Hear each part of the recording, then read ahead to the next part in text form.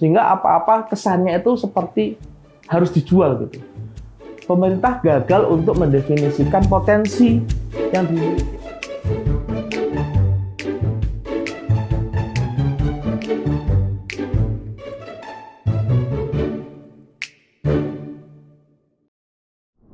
Thank you Mas Lutfi udah datang di channel Setengah Jam. Dan boleh nggak kita kenalan dulu dari nama, kemudian aktivitas sekarang ngapain? Oke, gua Lutfi. Gua ya. Boleh, bebas, nggak ada. Nama saya Lutfi. Saya sehari-hari sebagai pengusaha, direktur, dan juga tentunya politisi muda ya. Sekarang sedang membangun jaringan politik seperti itu, Mas Andi. Di Gelora ya kebetulan ya? Oh iya, kebetulan saya sebagai Ketua DPD Partai Gelombang Rakyat Indonesia. Baru dibentuk ulang tahun kemarin. Di wilayah mana di Jogja? Di wilayah Kota Jogja. Kota Jogja. Kota Jogja. Siap. Hari ini sebenarnya kita mau ngobrol santai sih Mas, tentang mungkin isu yang sebenarnya udah selesai. Karena kebetulan kan kadang kalau udah ada pernyataan pejabat tuh udah dianggap selesai gitu ya. Apalagi Presiden udah ngumumin bahwa dia menyatakan dalam, ya bukan, itu bisa disebut konferensi pers atau sejenis pernyataan aja yang direkam yang telah menginformasikan kepada publik bahwa investasi miras itu dicabut gitu dari perpresnya. Sebenarnya persoalan miras tuh kalau Mas Lutfi ngeliat tuh apa sih? Gitu.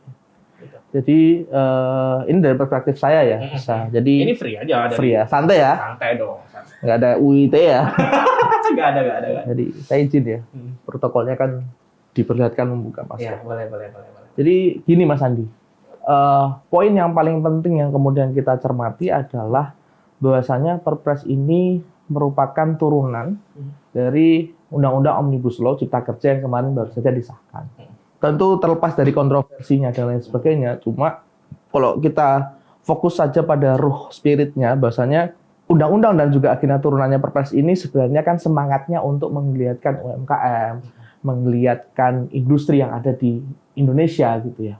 Baik mulai dari besar maupun yang paling utama memang industri kecil dan menengah seperti itu. Jadi kemudian poin besar yang kemudian ingin dicapai. Jadi poin yang pertama yang saya sampaikan adalah hendaknya rakyat Indonesia itu secara cerdas bahwasanya hanya fokus gitu ya pada satu poin. Padahal ini poinnya besar. Jadi jangan sampai poin kecil ini tadi menggugurkan niat baik pemerintah untuk kemudian membuat sebuah regulasi yang mampu mendorong dan mengupayakan semaksimal mungkin pengembangan UMKM di Indonesia seperti itu Mas Andi. Jadi oke lah gitu ya. Kemudian ada penolakan dan lain sebagainya. Tapi ingat yang ditolak itu adalah 1-2 butirnya, tapi bukan keseluruhan. Jadi yang dilakukan oleh Pak Jokowi adalah mencabut kalau nggak salah lampiran ya. Tapi kemudian perpresnya masih jalan terus. Nah, tugas dari Pak Jokowi sekarang adalah bagaimana bisa membuat lampiran yang lebih baik seperti itu yang kemudian mampu tetap semangat UMKM-nya berjalan tetapi kemudian tidak menabrak norma apapun seperti itu. Apa sih dasarnya? Kadang tuh kenapa kemudian itu kan sebenarnya ada tujuan baik sebagai bentuk investasi, menggeliatkan ekonomi, tapi kenapa kemudian poin pada mirasnya itu apa sih sebenarnya alasan masyarakat? Jadi saya cermati ya, ini masih pencermatan saya pribadi, bahasa pemerintah atau eksekutif kita saat ini itu kurang mampu untuk memilih timing dan juga memilih kosakata dalam bahasa publiknya. Berkomunikasi publiknya. Karena ya bagaimanapun juga seharusnya pemerintah itu hadir bukan hanya untuk bekerja, tapi untuk terlihat bekerja. Bukan hanya kemudian sukses, tapi juga terlihat sukses. Jadi ini dua dimensi yang berbeda ya. Kalau sukses itu ya capaian, tapi kalau terlihat sukses itu adalah bagaimana pemerintah mengkomunikasikan kepada publik, kepada konstituennya bahwasannya saya ini sukses gitu loh. Jadi tidak lagi kemudian seperti hero-hero dalam kartun atau kisah-kisah pahlawan yang kemudian dia menang dalam diam gitu ya, dia berhasil menyelamatkan negara dalam diam, tidak gitu. Dalam era keterbukaan informasi publik seperti sekarang ini justru harus ada definisi yang jelas terkait kesuksesan itu apa yang kemudian itu sama-sama di-approve oleh rakyat gitu. Jadi rakyat ini bukan hanya sebagai objek tapi juga sebagai subjek gitu. Dia harus jadi pihak yang meng-approve kesuksesan itu. Lewat apa? Lewat keterbukaan informasi publik. Nah, maka saran saya sih sebenarnya dalam kasus ini pemerintah juga harus memperbaiki kosakata, baik pemilihan kata, pemilihan timing, waktu kapan beliau menyampaikan, dan peranti-perantinya itu juga penting. Sehingga jangan sampai kemudian seolah-olah dalam publik ini menangkap bahwasannya pemerintah saat ini itu tidak pro dengan salah satu identitas, dalam hal ini mungkin umat Islam seperti itu, sehingga Muhammadiyah merespon, Nahdlatul Ulama merespon, dan teman-teman ormas keislaman juga merespon seperti itu, Pak Andi. Jadi masalah komunikasi publiknya.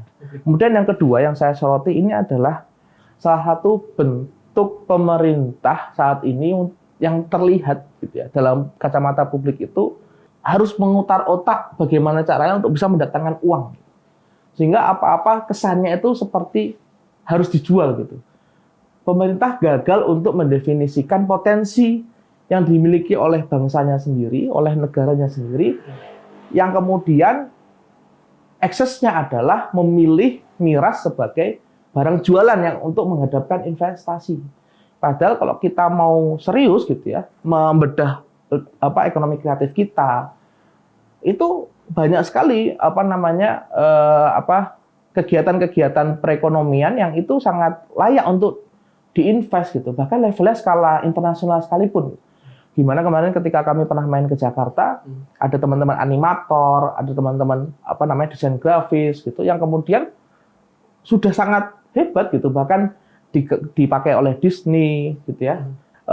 Harusnya pemerintah itu kemudian jika dia berpikir untuk memiliki upaya mendatangkan investasi, memilih produknya itu lebih teliti lagi lah, lebih jeli lagi lah. Bahkan kalau Pak Anies kemudian yang sempat sudah viral di mana-mana itu kan, ya daripada miras mending jamu. Ya ini juga kan kita juga, oh iya ya, jamu itu dekat dengan masyarakat, jamu itu gampang ditemui, tapi kita selalu berpikir jamu itu adalah makanan kelas 3, makanan kelas 2. Padahal kalau Mas Andi juga teman-teman sekarang di hotel-hotel, sudah banyak yang mengemas jamu itu menjadi makanan kelas 1. Nah, kenapa kemudian kita tidak berpikir itu gitu? Dan masih banyak potensi lain, Mas Andi, yang kemudian kita ini kaya, bolak-balik disampaikan bahwa kita ini kaya, maka ya kita explore gitu. Kita eksplorasi kekayaan, dan itu yang kemudian diinvestasi. Dan utamanya tadi, sebenarnya ruhnya adalah kita cari produk-produk yang dikembangkan oleh teman-teman yang bergerak di mikro, kecil gitu, yang kemudian itu bisa untuk dijual seperti itu. Jadi justru pemerintahnya lebih ke sana. Kadang kan kita melihat bahwa komoditas yang sebenarnya kadang diperhatikan itu kan kadang komoditas yang menguntungkan, skalanya gede gitu. Nah, tapi dalam satu sisi, apakah benar misal nih pemerintah akhirnya itu melihat miras ini ternyata komoditasnya lebih menguntungkan dibanding komoditas ekonomi yang lain gitu. Bisa nggak terjadi hal seperti itu? Ya ini terlepas dari, kita nanti akan membahas lanjut. Kepikir nggak bahwa pemerintah juga melihat bahwa komoditas miras ini punya daya jual juga, potensi begitu. Ini kan sebuah peraturan yang komprehensif awalnya gitu. Jadi tidak hanya mengatur 1, 2, 3 produk gitu, tapi mengatur keseluruhan produk gitu. Apalagi tadi ya terkait dengan produk-produk mana yang bisa diinvestasikan. Jadi sebenarnya bisa jadi ada latar belakang itu. Saya belum mendetail untuk membaca naskah akademiknya ya. Saya belum baca reason di dalamnya, tetapi bisa jadi ada klausul itu. Tapi bisa jadi juga ini hanya kemudian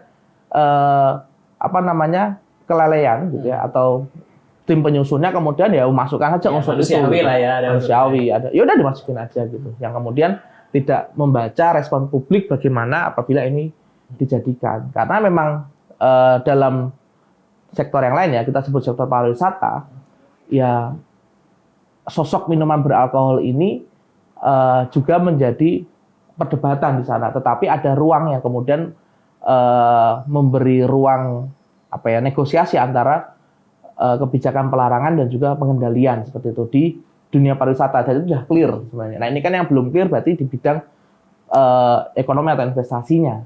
Kalau di pariwisata sudah clear di daerah-daerah atau di lokasi-lokasi seperti apa yang boleh mengedarkan seperti itu kan, kemudian produsen-produsen tipe seperti apa yang kemudian boleh beredar dan lain sebagainya. Yang itu kemudian di pariwisata sudah banyak yang mengatur. Cuma yang ini tadi ya saya kembali lagi ke poinnya, bahwasanya di dalam kebijakan publik itu ada atau ada banyak sekali peraturan yang kemudian sebenarnya diatur dalam hal itu, dan ini tadi hanya 1-2 hal saja yang kemudian terblow up gitu karena ada yang memperhatikan seperti itu. Ini ya persis sama lah kalau kayak kemarin Omnibus Law gitu kan, kita bisa lihat poin-poin tuntutan kan, mohon maaf ada mungkin di bawah 10 poin tuntutannya atau di bawah 20. Padahal kan kalau kita baca undang-undangnya ada berapa ratus gitu kan, bahkan ribu ya. Nah jadi dari sekian ribu ternyata memang yang dicuplik itu. Tapi ya memang seperti itu konsekuensi membuat kebijakan publik gitu, membuat sesuatu yang nantinya dipakai oleh publik, dikonsumsi oleh publik ya tetap harus semua harus mendekati sempurna di awalnya, walaupun nanti di prosesnya ternyata ada 1 yang 2 harus direvisi, tapi ketika di awal sudah ketemu nih ada sebuah potensi konflik, ada sebuah potensi di mana konstituen ada yang tidak akan setuju, dan ya itu harus direvisi di awal gitu sebelum sudah diketok terakhir terlambat. Kan kadang prakteknya itu kan sebenarnya miras itu ada kan, beredar kan. Ya artinya minuman beralkohol itu kan sebenarnya sudah secara realita dia ada di dalam masyarakat kan. Walaupun dengan status yang ya kadang kan kita mengenal bahwa ya weslah diam-diam aja gitu, tidak terekspos. Tahu sama tahu ya, tahu sama tahu tidak terekspos secara besar. Nah, apakah ini tuh dianggap ya, kita kan coba membaca perspektif undang-undang itu ya. Apakah itu dianggap ini komoditas yang menarik nih sebenarnya gitu. Tapi atau juga bahkan ini cuma gara-gara ada orang, ini kan kita juga bisa bicara politik ya, mungkin bergeser ke sedikit bicara politik. Ada juga orang yang akhirnya memanfaatkan ini, menggreping miras ini sebagai untuk modal legalitas terhadap usahanya misalkan gitu. Itu dari dua kacamata itu kira-kira Bang Lutfi melihatnya gimana? Sebenarnya gini ya, sebelum kita gelembreh atau panjang kali lebar seperti itu, kalau produk itu kan sebenarnya sesuatu diedarkan itu kan syaratnya gampang Mas, yaitu sehat, ya, dan kemudian baik gitu. Kalau dalam bahasa norma yang lain halalan thayyibah lah gitu. Jadi kalau dalam kita kan juga akhirnya disetujui oleh BPOM misalnya, atau kemudian ada sertifikasi halal gitu. Nah, kita tinjau dari segi kesehatan juga gitu. Mas Andi juga punya basic sebagai tenaga medis seperti itu. Dia tahu kan bahwasanya alkohol ini secara kesehatan tidak baik gitu. Secara kesehatan itu merusak gitu, dan sudah menjadi sebuah tugas dari negara juga untuk kemudian melindungi warga negaranya dari produk-produk yang kurang baik seperti itu. Jadi poin utamanya kan ke sana. Tetapi kemudian ada poin kultur yang kemudian muncul. Tapi sudah terkonsumsi atau ketika ada WNA sedang berlibur di sini dia juga butuh alkohol. Nah, kemudian atas kompromi itulah kemudian diperbolehkan tapi dikendalikan seperti itu kan yang terjadi di masyarakat gitu.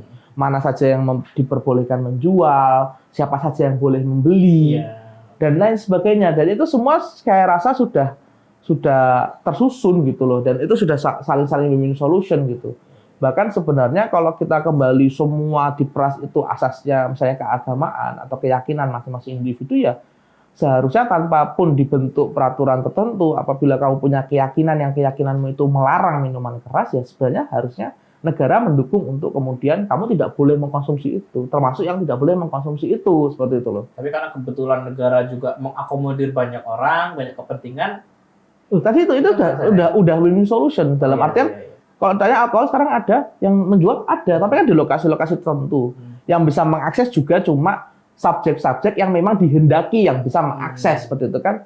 Di dunia pariwisata misalnya tadi saya contohkan misalnya turis kemudian atau hal-hal yang lain yang kemudian memang dia diperbolehkan subjek itu untuk menjangkau. Misalnya juga dari usia. Kenapa usia? Ya karena logika sederhananya dia bisa memilah dan memilih kan gitu. Kapan dia di usia tersebut dia sudah bisa melihat bahwasanya ini baik atau tidak, sehingga pemerintah tidak perlu melarang-larang, tapi kemudian lewat kedewasaannya dia kemudian dia sudah ya kalau aku butuh ya aku konsumsi, kalau kemudian ini dilarang tuh. Nah, ada yang ketiga juga yang penting Mas. Konsep negara dan juga tadi ya orang-orang berpengaruh gitu ya. Ini juga perlu di-clearkan dalam artian gini. Kalau misalnya ini juga melanggar norma-norma keyakinan dan juga norma-norma kepercayaan, maka memang yang harus digarda depan itu bukan semata-mata pemerintah, tapi pemuka-pemukanya. Pemuka agama maksudnya. Baik pemuka agama, pemuka adat, seperti itu loh. Jadi tidak serta-merta kemudian semua dibebankan kepada larangan ini dari pemerintah. Itu kalau menurut saya ya. Jadi ya kalau misalnya ada tentang alkohol dan lain sebagainya, ya memang yang harus pertama kali muncul pemuka agama, mengajak dan sebagainya gitu. Jadi tidak semua kemudian beban itu diberikan kepada negara gitu. Karena lagi-lagi negara itu dihadapkan pada banyak kepentingan gitu. Sedangkan kalau pemuka agama kan dia kepentingannya terhadap agama yang dianut saja, sehingga lebih leluasa dia untuk kemudian melarang dan lain sebagainya gitu. Itu poin besar yang kemudian juga ingin saya tekankan seperti itu, bahwasanya jangan apa-apa melulu ke negara, tapi kita punya mekanisme. Setiap keyakinan harusnya punya mekanisme untuk mengontrol pemeluk-pemeluknya untuk menjalankan apa yang disyariatkan atau apa yang diyakini seperti itu, dan negara itu menjamin hak itu gitu loh. Tapi tidak kemudian negara hadir sebagai pihak yang paling otoriter dalam ranah di luar dari ranah kenegaraan. Saya bisa bayangkan Mas Andi kalau misalnya negara turut hadir di ranah privat gitu. Ini cukup mengerikan juga. Oke lah, kita sebut Pak Jokowi orang yang baik gitu ya. Sehingga ketika beliau pun masuk ke ranah privat, insya Allah juga hal yang baik yang kemudian beliau endorse seperti itu. Tapi kita nggak tahu kan anak cucu kita akan mendapati presiden siapa yang kemudian menang misalnya. Dan kemudian kita terbiasa mengatur privat dengan instrumen negara. Itu luar biasa nantinya gitu loh. Jadi hal-hal yang bersifat privat kemudian diatur menggunakan instrumen negara itu akan membuat pemerintah itu sangat-sangat powerful dan melampaui kewenangannya seperti itu. Jadi ya Mas Andi bisa bayangkan lah. Kalau sekarang sih saya masih positive thinking, buat saya Pak Jokowi, apalagi Wapresnya adalah Pak Kiai Haji Ma'ruf Amin yang kemudian beliau adalah tokoh agama yang luar biasa seperti itu. Oke lah kalau beliau berdua yang kemudian mulai mengurusi hal privat, insya Allah beliau amanah, betul. Tapi kita nggak bisa membayangkan besok akan ada presiden seperti apa yang menjadi pimpinan di negara kita ini, dan kita terbiasa untuk kemudian mengurusi hal privat, ya nanti lama-kelamaan kepentingan kepercayaannya masing-masing kemudian akan saling meniadakan kepentingan kepercayaan yang lain. Nah, ini yang kita jangan sampai terjadi di negara kita yang dari awal sudah sepakat untuk berbineka seperti itu. Ya. Tapi kadang kan kita menyaksikan bahwa komunikasi yang dibangun oleh pemerintah hari ini dengan masyarakat itu kadang cukup menjadi kontroversi, karena kadang setiap lembaga itu punya pendapat yang terkadang secara kalau misalnya kita tarik begitu sampai di presiden itu kadang berbeda dengan pernyataan mungkin pejabat yang berkait, misalkan kementerian dengan presiden atau mungkin Wapres. Kan itu kok menarik tuh, kemarin beritanya ada Wapres Ma'ruf Amin tiba-tiba merespon, baru tahu ada miras begitu. Nah itu selain dari sisi komunikasi, sebenarnya Mas Lutfi memandang isu ini seperti apa? Kadang kan realita, misalnya kalau ini mungkin nggak muncul, kan kemarin kita mengenal tiba-tiba ada hashtag di Facebook mungkin ya. Saya lihatnya pertama di Facebook itu tentang ada kayak Twibbon yang mengatakan saya menolak miras begitu. Nah itu baru kemudian karena rame, banyak yang pakai, kemudian itu direspon. Nah itu selain komunikasi, Mas Lutfi memandang itu sebagai apa? Jadi gini Mas Andi, dalam penyusunan kebijakan publik lagi-lagi, ini kayak Mas Andi ini ngorder rumah, seperti itu. Yang poin yang penting di Mas Andi adalah rumahnya warna biru, pagarnya stainless, warna merah, kemudian ada rumput hijau di halamannya, kemudian ada bunga bougainville, ada bunga mawar dan lain sebagainya. Itu yang kemudian Mas Andi perhatikan. Kemudian disusunlah RAP oleh tukang. Nah, kemudian tukang tersebut atau mandor atau mungkin kontraktornya itu menambahkan item misalnya gantungan sapi sebagai bel di depan rumahnya Mas Andi misalnya, yang tidak sesuai dengan atau yang tidak diperintahkan oleh Mas Andi. Karena misal si kontraktor ini dia tuh punya perusahaan bel kelinting-kelinting atau dia punya rekanan bel kelinting-kelinting gitu yang akan beri bonus ketika menggunakan jasanya. Nah, kadang-kadang Mas Andi, oke, ini bel kelinting-kelinting yang diletakkan di depan, yang kemudian Mas Andi bisa lihat bahwa saya itu bel kelinting-kelinting seperti itu. Sehingga Mas Andi bisa protes, kenapa seperti ini? Tapi coba bayangkan kalau itu adalah sesuatu yang kemudian ada di atas langit-langit rumahnya Mas Andi. Misalnya kayunya, atau misal diletakkan apa di sana yang kemudian ada di item yang ketika Mas Andi lihat itu cuma penambahannya cuma 10.000, 20.000, sehingga Mas Andi nggak begitu cek seperti itu. Nah, maka yang terjadi ternyata ketika sudah menempati itu sesuatu yang ditambahkan di loteng kita itu ternyata berbau. Baru Mas Andi tahu bahwa saya ada sesuatu yang diletakkan di sana. Seperti itu juga dengan kebijakan publik kita. Bisa jadi Pak Jokowi, Pak Ma'ruf Amin ini mengendorse kepada penyusun kebijakan ini yang bagus-bagus tadi. Peningkatan investasi, kemudian peningkatan geliat UMKM, kemudian bagaimana UMKM ini bisa berdaya apalagi pasca Covid, dan lain sebagainya. Cuma saat eksekusi gitu. Bukan saat eksekusi, cuma ternyata ada free rider bahasanya. Ada penumpang gelap yang kemudian menitipkan 1-2 pasal yang itu sesuai dengan keinginannya dia. Itu tapi di luar presiden ya, di luar. Bisa, sangat mungkin, gitu, sangat bisa terjadi seperti itu. Apalagi ketika ya tadi bisa jadi kita kan bisa baca rekod juga ya Pak Jokowi ini karena beliau orang baik seperti itu sehingga mudah percaya dengan orang-orang yang ada di sekitarnya. Jadi kadang-kadang orang-orang di sekitarnya bilang oke, ternyata ada yang kurang oke gitu. Jadi oke. Bangunannya itu jadi Mas Andi. Dengan pengen catnya warna biru, jadi warna birunya Mas Andi. Pagernya pengen stainless warna merah, jadi Mas Andi. Pengen ada bunganya, pengen ada tamannya, pengen ada rumputnya, ada bunga bougainville, ada bunga mawar, bahkan mungkin jumlahnya, bahkan mungkin kelopaknya ada berapa, itu sama persis dengan yang diinginkan oleh Mas Andi. Ketika ditanya, oke. Tapi ternyata ada satu sisi yang kita sebut dengan loteng tadi itu, yang jarang ketika orang punya rumah kemudian memeriksa di atas langit-langitnya, ternyata di sana ada tumpukan sesuatu yang berbau. Nah, itu sama dengan ini gitu loh. Ketika Pak Jokowi sekilas tanya, mana pasal yang meningkatkan UMKM? Ada Pak, ini. Mana pasal yang kemudian menghadirkan investasi bagi bahkan sampai UMKM? Ini. Mana yang pasal yang kemudian menciptakan lapangan kerja? Ini. Oh, berarti yang aku minta ada. Tapi nggak dicek kan, kemudian yang satu persatu kan. Satu persatu atau yang kedua tidak dicek mana yang tidak aku minta gitu. Seperti itu. Bisa jadi ya, ini cuma sekedar menurut pendapat saya ya, karena saya ini analisis saja ya kemungkinan yang terjadi itu ya free rider tadi itu. Dan makanya ada istilah kaget lah, ada istilah tidak menduga lah ya, karena tadi itu loh. Aku minta ini udah diceklis semua ya.